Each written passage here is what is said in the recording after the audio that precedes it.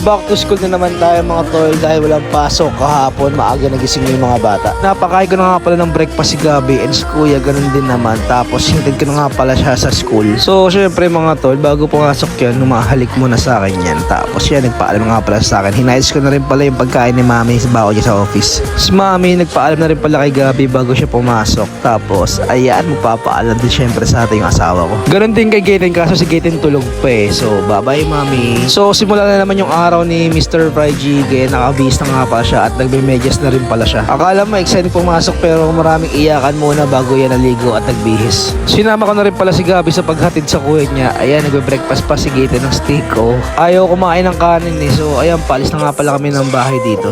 Pasyal din natin si Abby kasi naboboard sa bahay ang mga tol pag naiiwan sa bahay. So ayan, di ba nag-kiss muna si Kuya Gaten kay Gabi. Syempre sa atin din, di ba? Kahatid nga pala namin kay Kuya Gaten. Umuwi muna pala kami ni Gabi syempre. Naghintay pa kami ng isang oras bago ulit namin sunduin si Kuya Gabe. Ito lagi yung routine namin araw-araw. Kahit nakakapagod syempre, kailangan natin asikasuhin yung mga anak natin para at least alam natin na maayos sila pumasok pati sa hanggang pag-uwi, di ba? Gitong buhay lang naman yung buhay namin. Napakasimple pero napakasarap sa pakiramdam. Paano? Tatapusin ko na nga pala yung vlog namin for today's video. Bukas ulit mga tol. Paalam!